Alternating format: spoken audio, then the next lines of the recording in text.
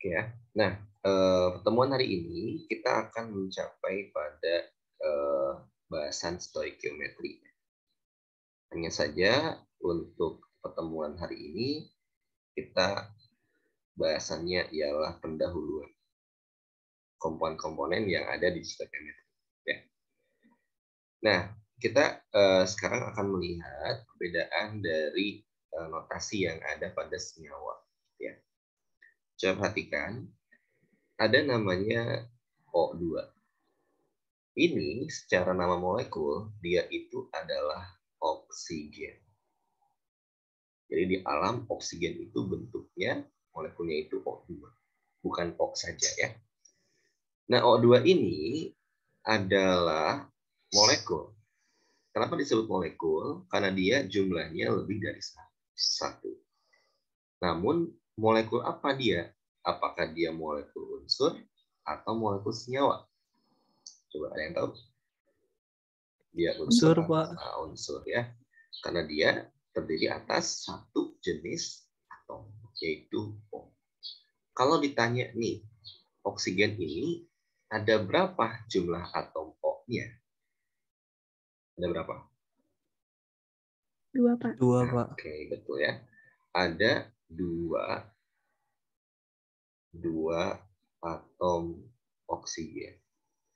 Tahu dari mana dia 2? Nah, angka di bawah ini yang subskrip itu menunjukkan jumlah atom sebelumnya. Ya, O2. Oke. Nah, berikutnya, terkadang nanti kalian akan melihat ada sebuah senyawa ya. Namanya adalah H2O. Nama senyawa ini. Ini adalah molekul juga, sama ya. Karena dia terdiri atas beberapa atom. Dan dia disebut dengan senyawa karena dia terdiri atas 2 jenis atom. Itu apa saja sih? Atomnya yang terkandung di situ? Hidrogen dan oksigen. Ada hidrogen dan oksigen. Lalu berapa jumlah atom hidrogen di sini? 2, Pak.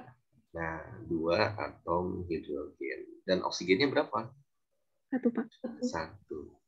Jadi, sekali lagi, yang namanya angka subskrip ini itu milik atom sebelumnya. Kenapa O itu 1? Karena O itu nggak ada angka subskripnya. Artinya dia jumlahnya 1. Oke. Nah, ini kita katakan dengan unsur gitu ya. Lalu ini kita katakan sebagai senyawa. Dua-duanya adalah molekul. Bedanya molekul dengan atom itu 1 jumlahnya, kalau molekul itu lebih dari 1. Nah, berikutnya lagi ya, kita menemukan sebuah senyawa, yaitu Na2SO4. Nama lainnya adalah H. Ya. Natrium SO4 itu ialah sulfat. Ya. Nah, dia berbeda dengan kedua zat di atas. Kenapa? Karena kita ketahui senyawa itu ada 2 jenis secara ikatannya. Ada senyawa ionik, ada senyawa kovalen. Nah, kebetulan senyawa ionik itu cirinya adalah atom sebelah kiri itu adalah atom logam. Atom logam itu bisa jadi golongan 1A, 2A, 3A, atau golongan B. Lalu ada Sn dan Pb. Gitu ya. Nah, kita cek lihat sini. Na2SO4, atom sebelah kirinya itu adalah Na. Na adalah natrium. Natrium ialah unsur golongan 1A yang merupakan logam. Maka natrium sulfat ini kita bisa sebut dia itu merupakan contoh dari senyawa ion. Ya. Lalu kalau H2O siapa dia? H2O karena H atom kirinya adalah H. H itu adalah hidrogen. Hidrogen itu bentukannya gas. Gas itu bukan logam. Maka dia disebut dengan senyawa kovalen. Ya. Nah, maka natrium sulfat itu senyawa ion ya. Sehingga kalau kita sebut dia itu bukan molekul. Sebenarnya ya nama lainnya kalau sebutan di kimianya itu ya. lebih cenderung ke dalam senyawa. Senyawa natrium sulfat, molekul air, molekul oksigen, molekul cenderung ke senyawa kovalen. Kalau senyawa ion namanya senyawa. Ya. Nah, natrium sulfat kita lihat dia terdiri atas 3 jenis unsur, yaitu ada atom Na. Ada berapa jumlah atom Na-nya? 2, Pak. 2 atom Na. Lalu ada atom S-nya ada berapa? 1. 1, betul. Ada atom O-nya ada berapa? 4. 4. Gitu ya. Jadi dia memiliki 7 atom. Oke. Nah, kenapa sih Pak kita bahas yang kayak gini? Ini adalah soal ulangan yang muncul pertama kali mungkin di nomor 1, ya, tentang penghitungan jumlah. Oke, next kita coba lagi. Ada lagi yang lain. Contohnya itu adalah kayak gini. Ya. Contoh berikutnya ada angka depannya. Ada angka dalam kurung gitu ya. Contoh ada Cu NO 32. Ya.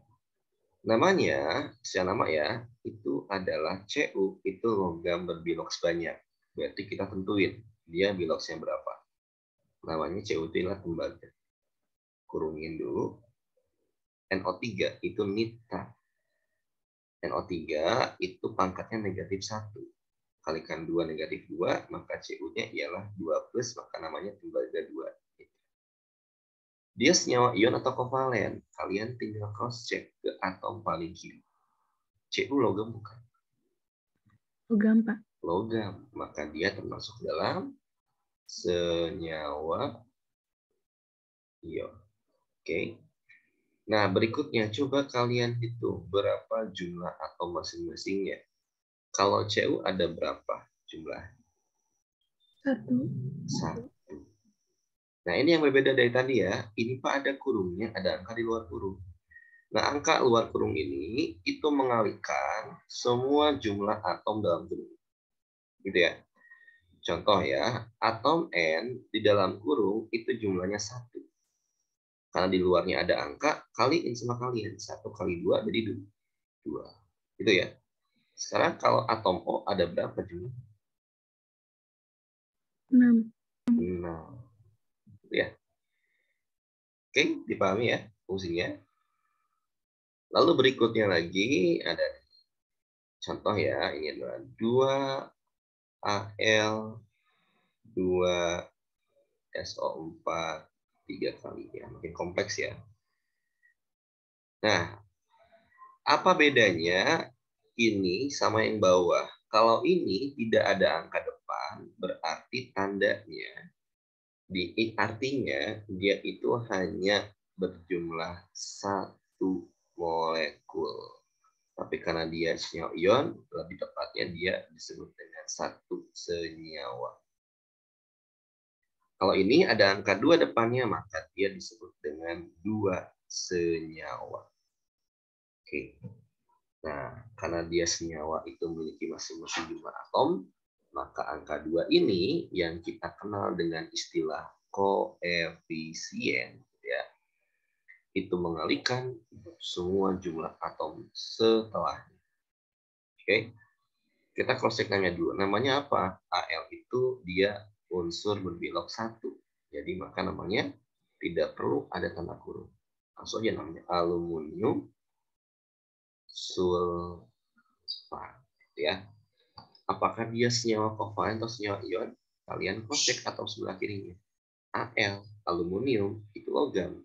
Tapi dia disebut dengan senyawa ion. Oke. Nah, kita hitung. Di sini ada perbedaan. Hati-hati ya, karena ada perbedaan. Karena ada angka 2 koefisiennya, maka jumlahnya tidak lagi sama seperti satu senyawa ya. Kita contohin ya. Atom Al, kalau di dalam senyawanya itu ada 2. Karena dia jumlahnya ada 2 senyawa, berarti kalikan 2 menjadi ada 4 atom Al. Sekarang S, coba Ada berapa atom S? Hitung. 6, Pak. 6. Kenapa 6? Di dalam kurung ini S-nya 1, di luar kurungnya ada angka 3, kita kalikan 1 kali 3, 3, lalu depannya ada angka 2. Jadi 3 kali 2 sama dengan 6. Dan terakhir hitung atom O-nya ada berapa? Ada 24, Pak. 24, betul. Kenapa 24, Pak? Karena dalam kurung ada 4, di luar kurung ada 3, kaliin 4 kali 3, 12. 12 kalikan 2, jadinya 20. Oke. Lalu berikutnya, ini molekul senyawa, dua senyawa, lalu ada yang kayak gini ya. Contoh ada ya. Na2SO4. Jangan deh, yang nulis 4. Oke. Cu SO4 7H2O. Bedanya antara senyawa yang seperti ini dan ada H2O di belakangnya, berarti yang ada H2O di belakangnya, dia itu mengandung air. Kalau ini keringan gitu ya, ini mengandung air. Sama juga kering gitu ya, cuman warnanya lebih ada air, berarti lebih warna biru gitu ya, kalau Cu. Bapak Gitu ya. mau nanya, Gimana? Tapi itu yang aluminium sulfat, kenapa biloxnya nggak ada, Pak? nah, karena Al itu cuman memiliki satu bilox, yaitu 3+. Jadi nggak ada lagi aluminium 2+, sehingga cukup namanya tanpa bilox. Karena jelas biloxnya Oh, cuma satu. satu dong, iya ya. Nah, Pak, gimana saya ngapalinnya? Nanti depan ada ya. Makasih. Hafalan. Oke. Nah, berikutnya ya, yang ini ya, ini namanya senyawa apa, Pak? Namanya senyawa hidrat. Karena ada H2O, dia disebut dengan senyawa hidrat.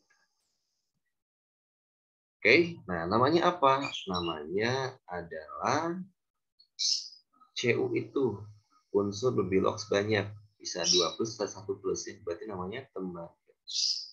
Ya. SO4 itu min 2, berarti dia tembaga 2 sulfat hidrat. Ya, hidrat. So, kita hitung. Ada berapa jumlah atom Cu-nya?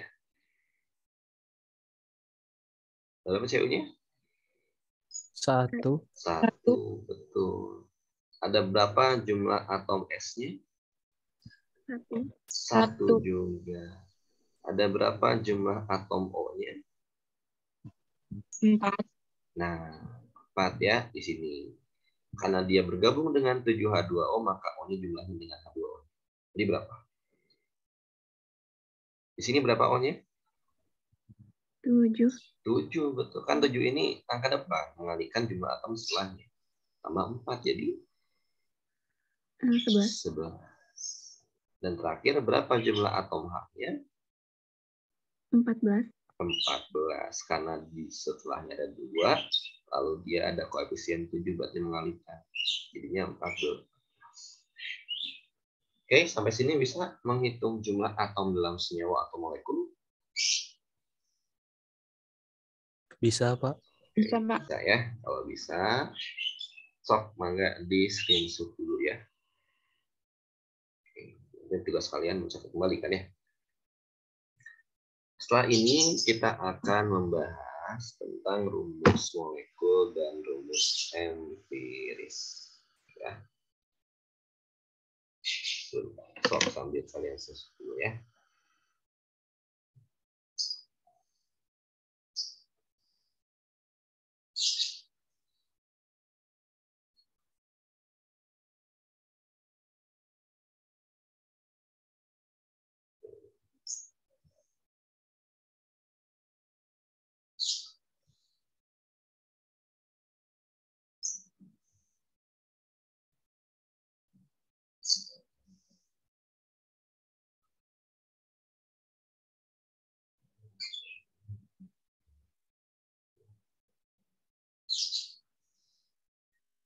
Sudah ya.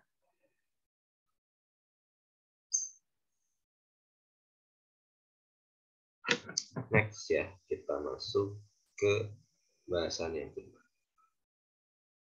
Nah, kalian dalam stoichiometry harus bisa membedakan makna dari kata berikut. Yang pertama ada namanya rumus molekul dan ada juga namanya rumus empiris. Perbedaannya itu pada kata tadi ya. Kalau molekul itu ialah molekul yang sebenarnya. Kalau empiris itu yang paling sederhana. Maksudnya, kita coba lihat. Secara umum, kita anggaplah ini disebut dengan RM ya, supaya nggak banyak tulisnya. Ini RE gitu ya. Rumus molekul itu sama dengan N itu kelipatan ya, kelipatan dari rumus empiris. Oke. Oke. Contoh, perhatikan. Ada namanya glukosa. Dia memiliki rumus molekulnya itu C6H12O6. Oke ya. Nah, pertanyaannya, apa rumus empiris dari glukosa? Nah, coba kita lihat. Jumlah C-nya ada 6, H-nya 12, O-nya ada 6, berarti angkanya 6, 12, 6. Bisa disederhanakan atau tidak? Bisa, Pak. Bisa, Pak. Bisa. Dibagi berapa? Bagi 6. Bagi 6. Betul ya. Jadi berapa? Kalau gitu. C, H, C, H2, O. O. Dengan apa? Dengan kelipatannya berapa tadi? Kelipatan 6. 6. Itu ya. Bisa sampai sini ya. Nah, ini adalah rumus empirisnya. Paling sederhana dari molekul C6H12O6. Tapi dengan syarat kelipatannya 6. Balikin contohnya ya. Bapak punya yang namanya asam asetat. Dia memiliki rumus empirisnya itu adalah CH2O. Dan dia memiliki kelipatan 2 untuk mengetahui rumus molekul. Berarti apa RM-nya kalau gitu? C2, H4, O2. Betul ya. Nah, gitu caranya ya. Jadi caranya kayak gitu. Ini kalau kita tulis ulang gitu ya. Kalian juga pernah melihatnya gitu ya. Ini CH3CO. C-nya 2, H-nya 4, O-nya 2. Ya. Sampai sini bisa bedain antara molekul empiris? Bisa? Bisa, Pak. Oke, contoh lain ya. Nah, gimana kalau Bapak punya namanya aluminium oksida gitu ya. Ini RM-nya. RE-nya apa? Pertanyaannya, apakah dia sudah paling sederhana atau masih bisa disederhanakan? Sudah paling sederhana, Pak. Nah, kalau dia sudah paling sederhana atau tidak bisa dibagi lagi, maka Al2O3 ini adalah rumus empirisnya. Oke. Jadi, sekali lagi, ternyata rumus empiris itu tidak hanya yang bisa dibagi. Kalau ada senyawa yang sudah mentok gitu ya, nggak bisa dibagi lagi, dia disebut dengan rumus empiris dan molekulnya sama. Pak, kenapa nggak bisa dibagi 2? Gitu ya. Ingat, molekul itu bilangannya bulat, tidak koma-koma. Ya. Jadi Al2O3 itu RM-nya. Coba lagi kalau P4H10. RE-nya apa? P2H5. Nah, itu. Dengan N sama dengan Kelipatan 2. Ya. Bisa ya? Bisa? Dan nanti kalian harus mengerjakan latihan 5-1. dikenal dengan ini juga ya. Nah, itu tentang rumus molekul dan rumus empiris. Jangan lupa ya. Sok boleh disisip dulu ya.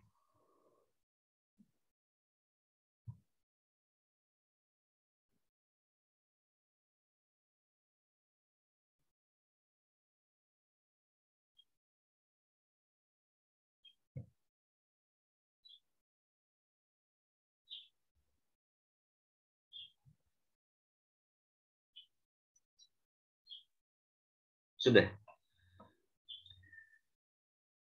Nah, kalau sudah, kita akan flashback ya tentang senyawa ion. Ya. Nah, sebelum kita masuk ke tata nama. Oke. Jadi kalau senyawa ion itu ada dua ya.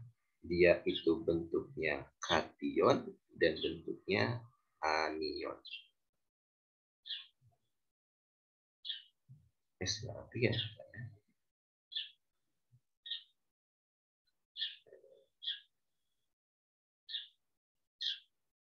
Rapi yang benar. Oke. Apa gambarkan? Nah, ini anion, ini kation ya. Kationnya Bapak buat 3 saja.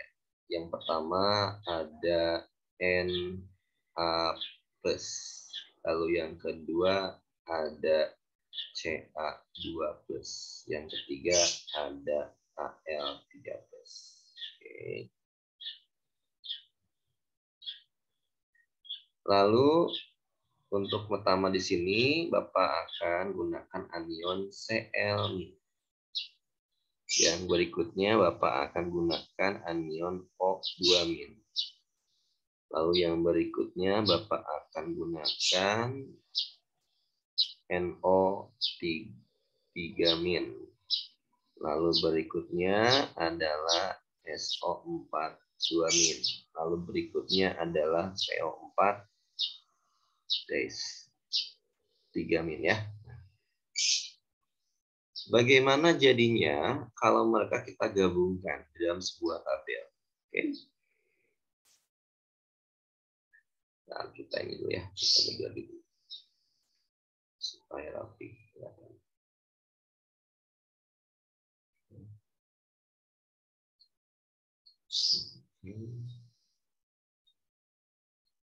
Oke, ya. Coba perhatikan. Ciri dari senyawa netral itu ketika jumlah muatannya 0. Kalau sama udah ya. Na+ itu +1, Cl- itu -1. Ketika dia bergabung, ya udah langsung aja jadinya NaCl. Gitu ya. Lalu kalau Na+ sama O2- kan nggak sama tuh muatannya. Berarti kita mengkalikan yang paling kecil. Ini O2- dan Na+, siapa yang dikaliin sama kita? Na-nya. Kali berapa supaya sama muatan? Dikali 2. Kali 2. Maka muncullah Na-nya itu ada angka 2 di bawahnya. Baru ada O. Ya. Lalu Na+ sama NO3- udah sama belum jumlah muatan? Udah. Udah, berarti langsung saja Na-NO3. Kalau Na+ sama SO4-2- beda belum kan ya? sama. Jadi siapa yang dikaliin? Na. Kali berapa? Kali 2. 2. Nah, Na2. SO4-nya kali 1 bisa langsung. Ya. Dan PO4 sama Na-nya berarti Na-nya kali berapa Na-nya? 3. Kali 3. PO4-nya kali 1 terus lagi. Nah, gitu ya. Nah, sekarang Ca2+. Karena ini 2+, ini -1, berarti siapa yang dikali? Cl kali berapa? 2. Kali 2. Nah, maka muncul namanya CaCl. Kayak gitu ya. Jadi sangat penting. O2- dengan Ca2+ sudah sama belum muatannya? Jumlahnya? Udah sama. Oke, berarti namanya langsung aja Ca dan O. CaO gitu ya. Kalau Ca dengan NO3 sama beda? Beda. Beda. Kalau beda berarti kalikan yang kurangin NO3-nya. Nah, karena NO3 ini merupakan ion yang besar, lalu kita buat kurungnya. Lalu kalikan 2 di setelah kurung. Kenapa gini, Pak? Karena NO3 bukan ion O2 dan Cl- yang merupakan ion tunggal. Ini molekul ya. Jadi, cara mengalikannya ialah tulis dulu ionnya, kurungin dulu, baru kalikan sesuai dengan pengalinya di luar kurung. Ya. Nah, Ca2 plus dan SO4 2-. Udah sama ya? Kita langsung saja. CaSO4. Nah, kalau ini 2 plus sama 3-. Oh, cari KPK-nya. Berapa KPK-nya? 6. 6. Berarti kalau gitu, Ca kali berapa supaya? Dikali 3. Kali 3. P4-nya kali berapa supaya 6? 2. 2. Maka P4-nya kita kurungin dulu. Kalikan 2 di setelah. Gitu ya. Coba kalian sebutkan Al sama Cl jadi apa? Al Cl Cl 3. 3, betul. Al dengan O jadi apa? Al 2 Cl 3. Al2 O3. O3. Kalau yang NO jadi apa?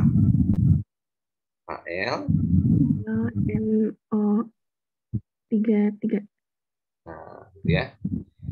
Kalau ini jadi apa jadinya? Al 2 dalam kurung ya. Sompatnya berapa? 3. Oh, ini apa namanya? AlPO4. Bisa mengalihkan ion, bisa ya? Bisa, Pak. Oke, oh bisa ya, alhamdulillah ya. Sip, tulis dulu sama kalian.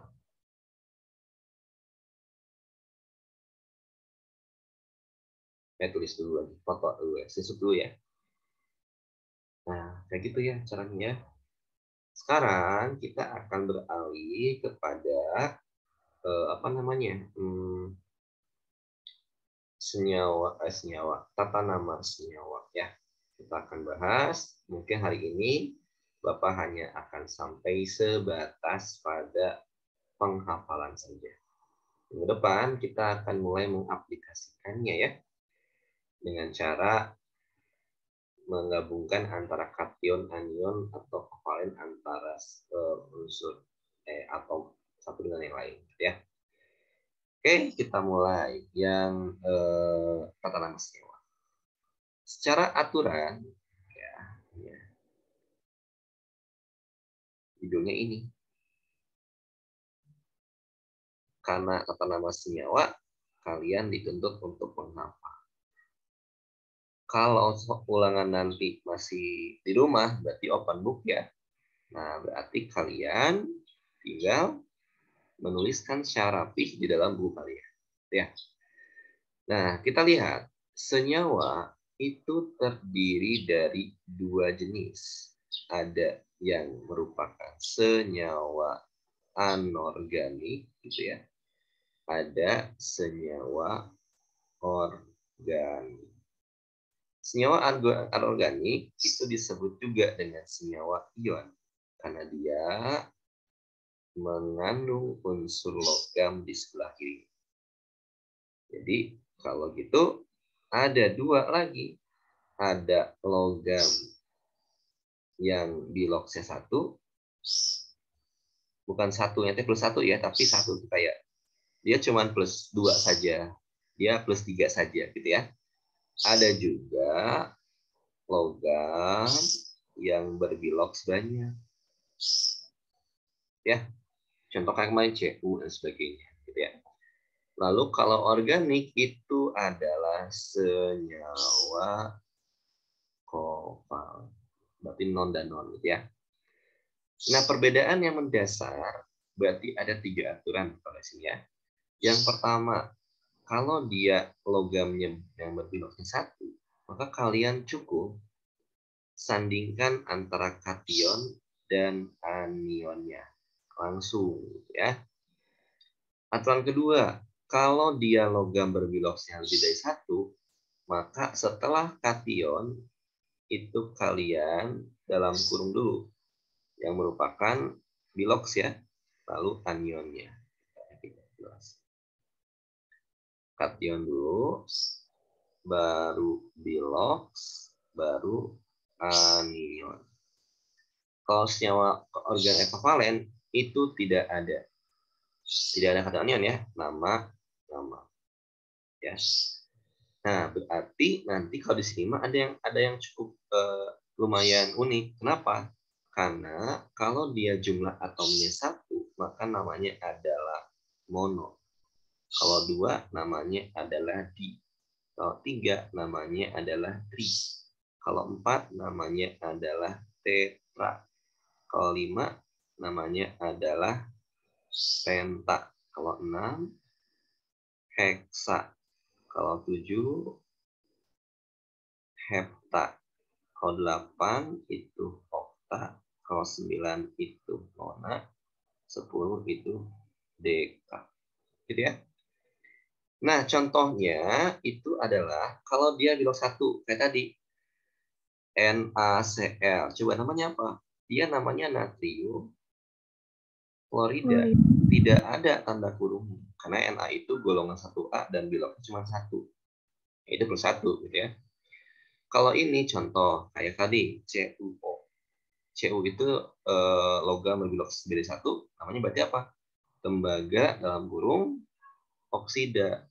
Berapa dikurungnya? Karena O-2 berarti Cu-nya plus 2. Jadi namanya tembaga 2 oksida. Gitu ya. Kenapa gini, Pak? Karena kalau ada Cu2O dia namanya tembaga 1 oksida. Untuk membedakan senyawa yang memiliki komposisi atom yang sama, gitu ya paling. Kalau organik coba nih, pertanyaan CO2 namanya apa? Karbon dioksida. Nah, kenapa ada kata di? Karena oksidanya ada 2, nya dioksida. Coba kalau CO aja, namanya apa? Karbon monoksida, karena O-nya cuma 1. Gitu ya. Nah, ini. Silakan ditulis di foto dulu ya. Karena seperti ini berarti dalam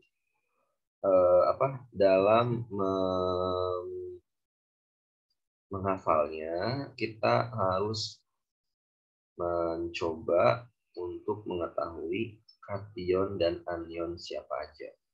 Kemarin Bapak sudah berikan beberapa ya, yang tidak banyak. Kalau kalian ingin tahu yang lebih banyak, kalian bisa cross check di buku kalian. Oke, kita coba lihat. Sudah ya, disebut ya. Dan ini wayahna kalian harus dihafal. Kalau nggak hafal, minimal dituliskan. Perhatian dulu ya. Kation tuh bisa dia itu plus 1. Bisa juga dia itu plus 2. Bisa juga dia itu plus 3. Bahkan dia itu bisa juga plus 4. Ya. Yang plus 1, kita mulai dari golongan 2. Ada Li+. Namanya apa? Namanya litium. Ada Na+. Namanya natrium. Ada K+. Namanya kalium. Rb jarang muncul ya. Setelah ini ada H+. Namanya adalah asam atau hidrogen ya. Lalu ada NH4+. Namanya adalah amonium. Lalu ada Ag+. Namanya perak. Lalu ada Zn mana? Ag+, terus ada Au+, ya. Namanya emas. Lalu ada emas tuh aku masih bingung ya. Emas tuh ada yang bilang dia bisa jadi Au3+ gitu ya, bisa jadi Au+. Jadi kita sepakat aja dulu ya, ini jadi H1 aja. Lalu ada Cu+, namanya adalah tembaga 1. Oke. Nah, coba kita lihat yang +2. Kita mulai dari golongan 2A. Berarti dari mulai Mg dulu ya. Karena B itu dia kovalen. Mg2+ namanya adalah magnesium. Bapak kalau hidrogen bisa jadi ion, Pak? Hidrogen enggak sih, nggak bisa jadi ion. Cuman dia kalau kalian membuat sebuah reaksi ionisasi, ya jadinya H+, jadi ion ya. Oke, kepentingannya di sana ya, saya. Penamaan aja di sini namanya asam. HCl berarti asam klorida, gitu ya. Tapi kalau dia ditambahin air, dia jadi mengion. Ya. Ca2+ berarti kalsium. Sr2+ namanya strontium. Ba2+ namanya barium. Next, kedua ya. Zn2+ namanya seng aja. Ya. Cd2+ namanya kadmium aja. Nah, baru Cu2+ itu namanya tembaga 2. Nah, gitu ya, muncul ya.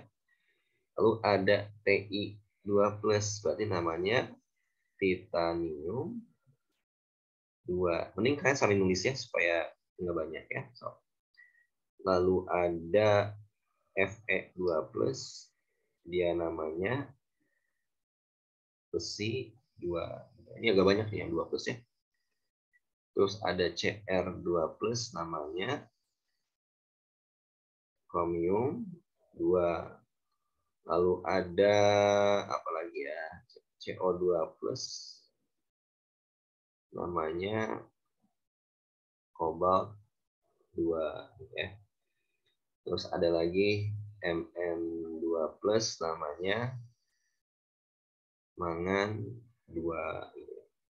SCTIV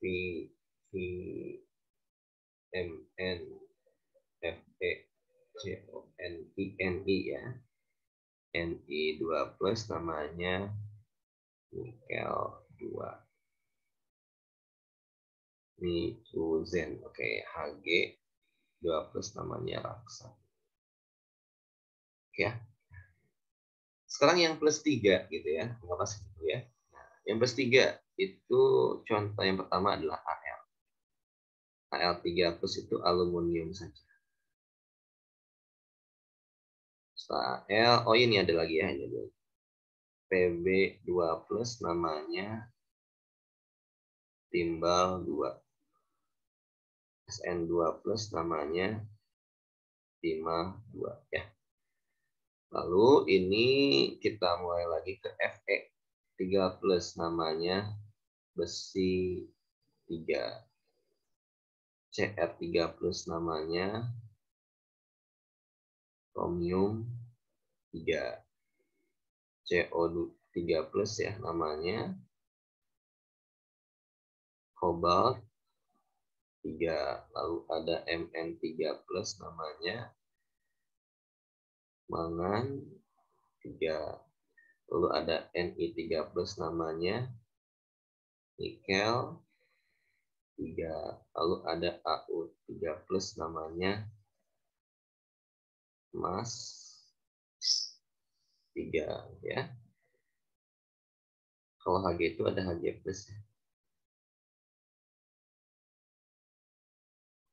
Oke, nah baru sekarang sempat Bapak mau nanya, ya, gimana? tembaga sama raksa yang impel 1, itu biloxnya ditulis juga nggak?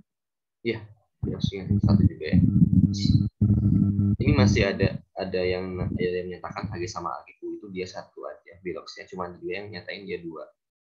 Ya, kita cross check lagi ya, Bapak mau lihat. Cuman sementara itu dulu, nanti bisa dikoreksi ya. Untuk Hg sama U nih ya, yang masih ada perdebatan ya. Gimana Hasta? Ada lagi? Enggak, Pak. Oke, bentar ya. PB14 berarti namanya timbal 4. SN14 namanya timbal 4. Ti14 namanya titanium 4. Ada lagi nih, Mn14 namanya mangan. Sok tulis sama kalian. Ini baru kation. Ya.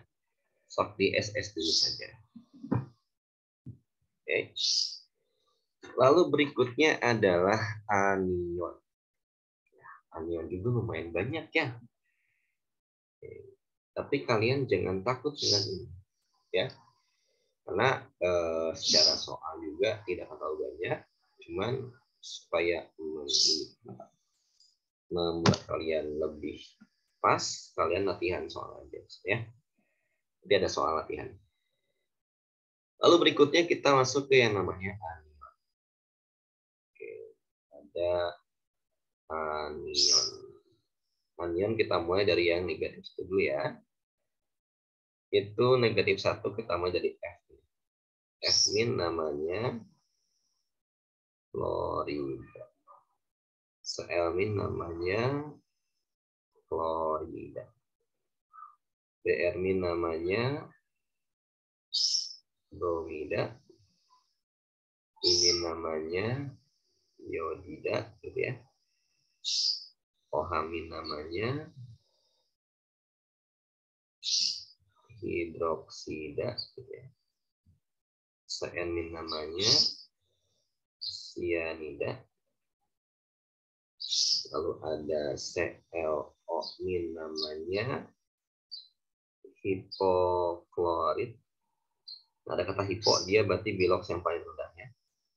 ClO2- namanya klorid. ClO3- namanya klorat. ClO4- namanya per. Berarti dia memiliki biloks tertinggi per dia, per klorat.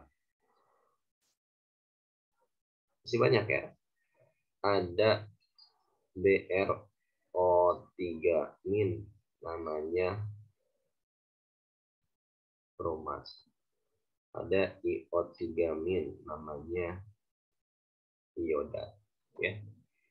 Lalu ada MnO4- namanya permanganat. Lalu ada SCN- namanya tiocianat. Bapak, Ya. itu perklorat itu ClO4, Pak. 4 ya.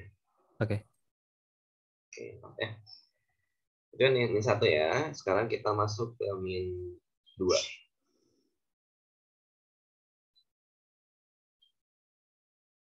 -2 kita mulai dari golongan 6A. O2- namanya oksida. S2- namanya sulfida. Terus udah ini baru ke SO4- namanya sulfat. SO3- namanya sulfit.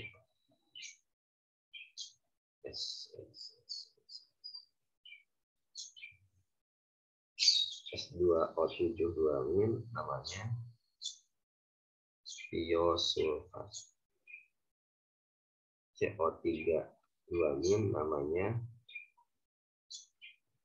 karbonat. Bapak itu O7, Pak. Ya, O7. C2O4 adalah oksalat.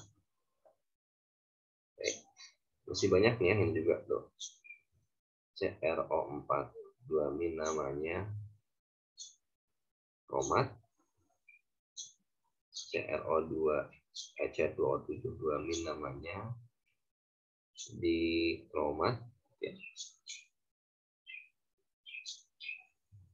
masih ada lagi sih apa ya? Tapi lah.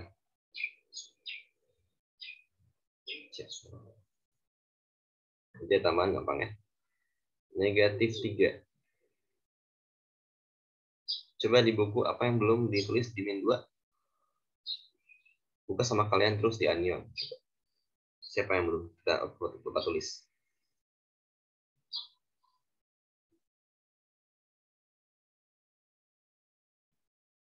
Udah, di halaman berikutnya ada anion.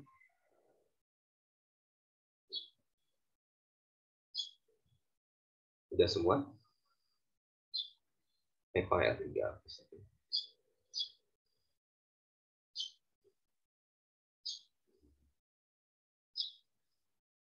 N3- namanya nitrida. Terus N3- terus ada PO4 3- namanya fosfat. Terus ada PO3 3- namanya fosfit. Oh iya, ini ada yang kurang. NO3- namanya nitrat. NO2- namanya nitrit ya. Lalu ada juga ASO4 3- namanya arsenat. Lalu ASO3 3- namanya arsen. Oke, lalu kalau min 4 ada nggak Pak min 4? Ada ya. Min 4 itu dimiliki oleh yang namanya C. 4 namanya lagi ya, ini H- namanya apa? Hidrida. Ada nggak yang belum dituliskan?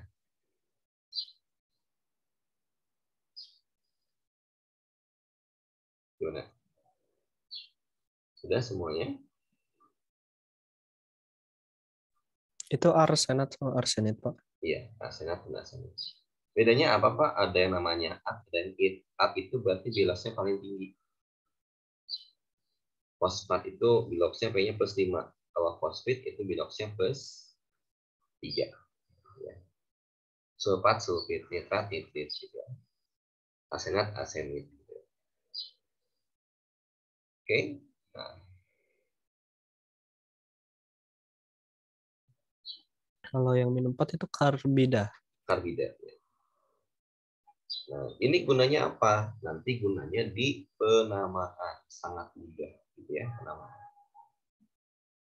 Oke, nah anion ini itu digunakan baik itu di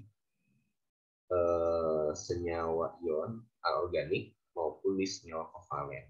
Gitu ya. Selalu digunakan. Oke, jadi kalian tidak kalau kation itu beda. Kation untuk si senyawa anorganik ada lagi selagi. Nah, selagi ini apa akan bahas setelah ini. Oke, silakan di screenshot sama kalian. Dan terakhir di sini. Dan berikutnya adalah, nah ini khusus untuk senyawa kovalen ya. Atau organik gitu ya. Apa? Bla bla bla bla ditambah anion. Anion yang tadi. Nah, ininya siapa? Nah, kita bahas. Kalau depannya adalah C, maka namanya adalah karbon. Kalau depannya adalah Si, namanya adalah silikon. Kalau depannya itu N, namanya adalah nitrogen. Kalau depannya adalah P, itu namanya fosfor. Ya. Kalau depannya adalah H, itu namanya asam atau hidrogen. Kalau depannya adalah Be, itu namanya berilium. Kalau depannya itu adalah B, itu namanya boron. Kalau depannya adalah S, namanya sulfur. Ya. sulfur ini kadang kala subur, kadang kala belerang. Osetepo NPAS. Kalau AS berarti arsen gitu ya. Oke, nah ini ya.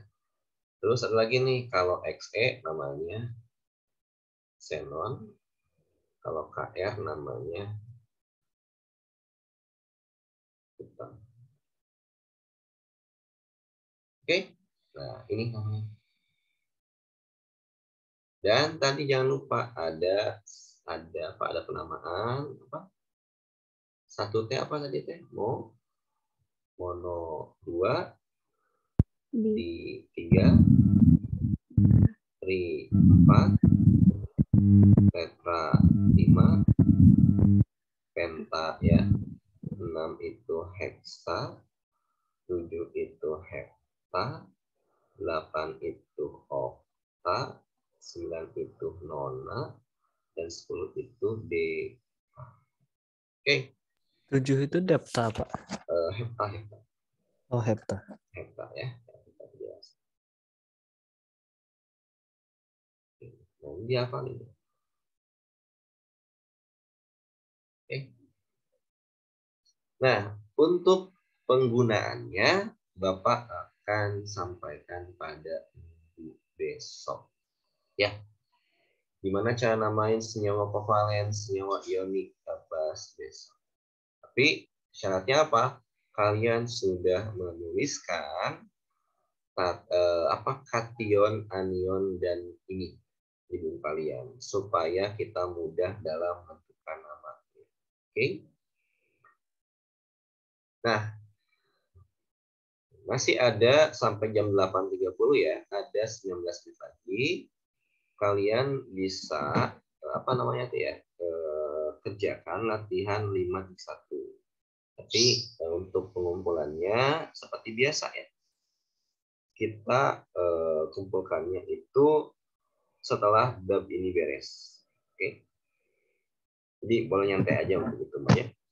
Kalau mau sekarang kalian tulis dulu apa yang Bapak sampaikan di buku kalian supaya lebih jelas ya. Nah, Pak. Ya, gimana? Arsen itu AS atau ARS, Pak? AS. Arsen. Oke. So.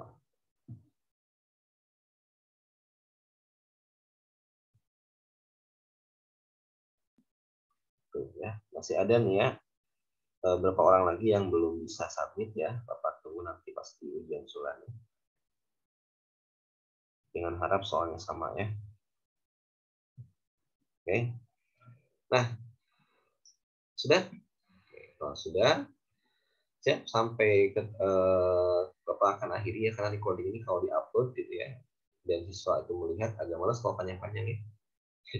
Jadi kita akhiri sampai sini untuk recording ya. Silahkan kerjakan lagi apa?